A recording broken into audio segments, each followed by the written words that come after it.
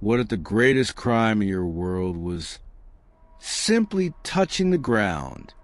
On the strange planet Nerava, nobody lives on solid land. Cities ride on the backs of giant sky creatures that drift above an endless ocean of clouds. Generations have grown up with a single rule carved into their stories, their laws, and their fears. Never go below the cloud line. Most people don't question it. They're born in the sky. They work in the sky. And when they die, their bodies are given back to the clouds without ever knowing what lies beneath. But today, high on a rope bridge between two floating cities, someone finds a handful of real, heavy dust that should only exist on forbidden ground. And the dust did not fall from the sky. Morning light spills across the back of the sky whale as it glides through thin, cold air. Wooden walkways and light stone towers rise from its mossy hide, tied down with ropes that hum softly in the wind. Above, the sky is pale and open. Below, a thick blanket of clouds hides everything the people in Nerava are not allowed to see. For Kael, the sky whale's slow breathing under his feet is as familiar as his own heartbeat. He walks the outer path, checking the anchor posts and listening for the small changes that only a sky guide in training learns to notice. The creature is calm today. Its vast body rides the air with easy strength.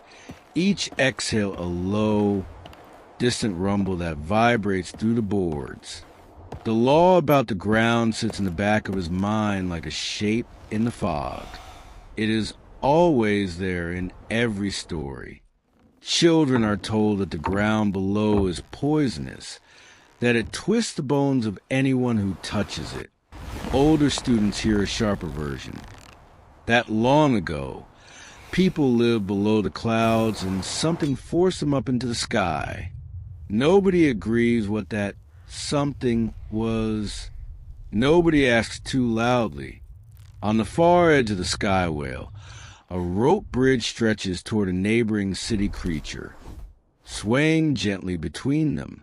Kael crosses it every day. Today, though, something interrupts the pattern.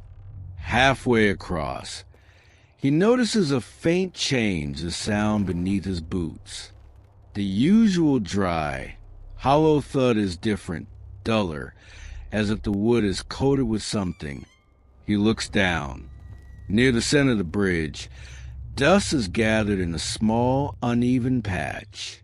Not the fine, pale powder that flakes from old rope and wood, but darker, heavier grains that sit stubbornly between the fibers. When the wind gusts, everything else on the bridge trembles or lifts. This dust does not move. Kael crouches and presses his fingers lightly into it. The grains cling to his skin, leaving smudges. They have weight. They feel like stories he has never lived. On Nerava, there are only 3 known kinds of dust.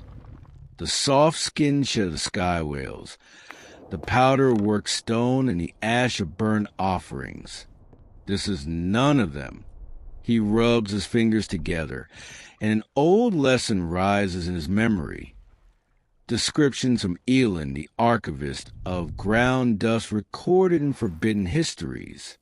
Heavy, coarse, refusing to float. Kael wipes his hand on his tunic, but a faint stain remains. He straightens and scans a bridge. No broken crate. No fallen cargo. No sign that someone dropped something from above. The ropes are clean. The boards are worn but intact. Only the dust looks new. By mid-morning, the fine has reached the council. On Nerava, law flows in 2 directions, from the old carved tablets in the archive, and from the moods of the sky whales themselves. Today, both feel uneasy. The council gathers in their open platform at the center of the city, anchored deep into the creature's back.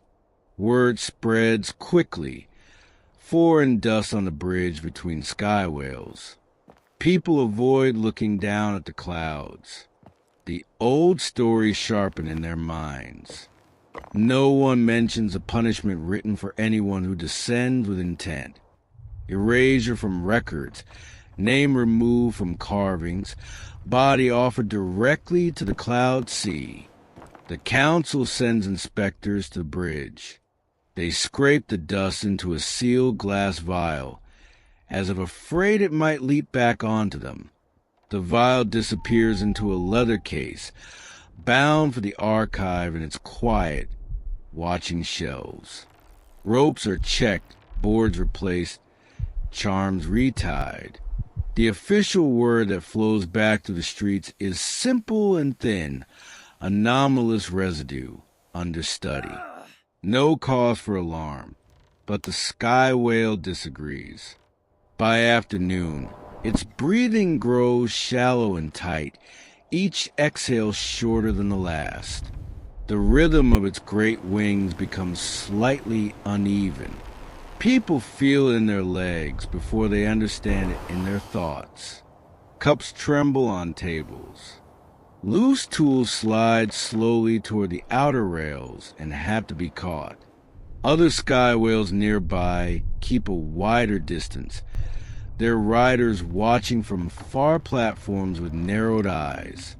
In the archive, under rows of carved stone plates, Elin compares the fresh dust to an old, forbidden sample locked in a deep drawer. The similarity is impossible to deny. The weight, the color, the way it refuses to cling to glass the way ash does, all match the substance recorded generations ago as ground soil. According to those old fragments, the last time such dust appeared on a sky whale, an entire city vanished into the clouds within a day. The official story that survived says it was a storm. The forbidden notes say the sky whale dove on its own. Evening comes, and the cloud sea below turns from white to a bruised gray. The tops of the clouds swell and sink slowly, like something breathing under a blanket. The wind thins. Rope bridges hang in a rare stillness. Kael finds himself back at the same bridge where he discovered the dust, drawn there by a mix of fear and curiosity. Laia, who listens to the sky whale's body more closely than anyone, stands near the anchor post with one hand pressed against the living surface. She does not speak. She doesn't need to. The tension in her shoulders says enough. Below them, the clouds are closer than they should be. The city's creature has been drifting lower all day. Not dramatically. Not enough to make people panic openly, but enough that the outer towers now sit in air that feels wetter and heavier. The law against touching the ground suddenly feels less like a distant legend and more like a wall they are slowly sliding down. Elin arrives carrying a small wrapped bundle. Inside is a sliver of carved stone from the oldest layer of the archive, etched with words almost worn away. The fragment mentions dust appearing on ropes, a sky whale growing restless, and a final warning. When the ground reaches the sky, do not answer. The fragment does not explain how the ground could reach up. As night thickens, thin streaks of a different color appear in the clouds directly beneath the bridge, a faint, darker weave inside the white. It moves against the wind, rising and curling like a slow, searching hand. The council orders people away from the outer paths. Lanterns are dimmed, ropes are tightened. Officially, it is a passing atmospheric disturbance.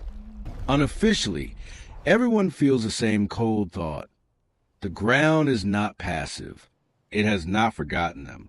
Kael looks at his hand, where a faint stain from the dust still sits deep in the lines of his skin. Somewhere inside the sky whale, muscles he has never seen bunch and strain, as if the creature is fighting something pulling from below. On Nerava, touching the ground is illegal because no one is meant to survive doing it. But as the clouds swell upward toward the bridge, reaching almost to the lowest rope, another possibility forms. A thought no law ever wrote down.